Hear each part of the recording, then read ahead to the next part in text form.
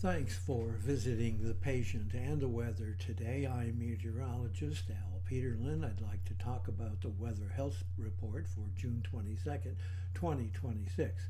This is a weather report. We keep additional graphics at tpatw.com. We also maintain a storefront on Amazon.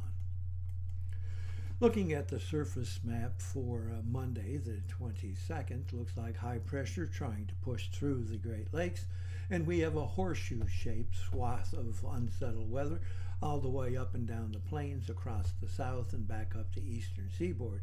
And that's pretty much along with that frontal system stretching all the way from Denver to Albuquerque, across to Dallas, back up to Memphis, all the way up to Pittsburgh and across to Boston. Looking at our vitality index, which is a measure of those elements that might end up triggering some weather health risk for sensitive people, you can see that the central part of the country is the focus of attention, especially here all the way from eastern New Mexico across Oklahoma on into Missouri and up into central Illinois. Very significant unsettled weather. Still a little bit activity going on along the Gulf. And note, we're trying to push the moisture finally back up into Arizona. Looking at pressure change, it's rising pressure. That is the issue of the day for Monday. Rising pressure across Montana, but really rising pressure up the heartland all the way from eastern New Mexico over into Texas and up the plains all the way to South Dakota, over and up from Louisiana up through Minnesota, and then into the Ohio Valley, Illinois, and Indiana, picking up only the uppermost portions of the Michigan Upper Peninsula.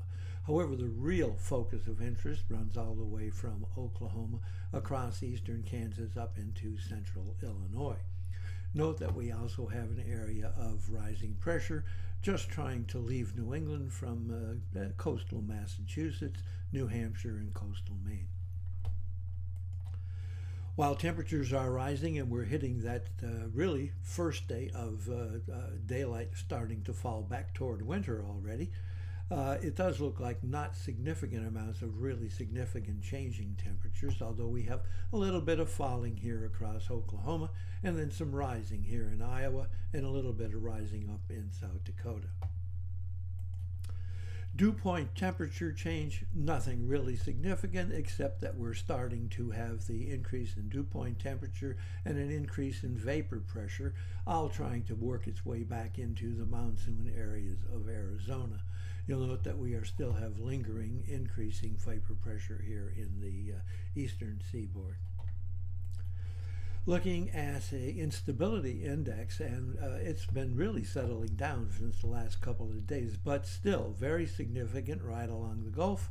And note that we have that little bubble of instability still hanging on in eastern Oklahoma and just touching western Arkansas. Looking at the change in oxygen availability, you'll note we have the risk of migraine headache across Montana. We also have a significant risk of headache from the Texas Panhandle across Oklahoma, all the way over through Arkansas, up into Kansas, Missouri, and up into Nebraska. And then as we move east, we're picking it up again in Tennessee, Kentucky, and southern Illinois, southern Indiana.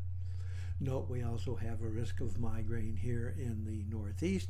Looks like, again, Massachusetts, Connecticut, southern New Hampshire, southern Vermont, coastal Maine.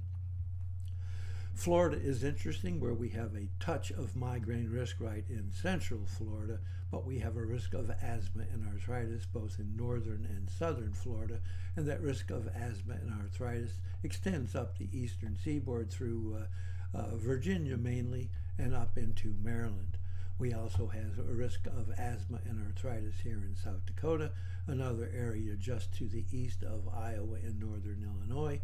And note that we have a spotty asthma and arthritis risk up and down California. Thanks for visiting the patient and the weather. Your comments are appreciated, and if you hurt, tell us where you're located.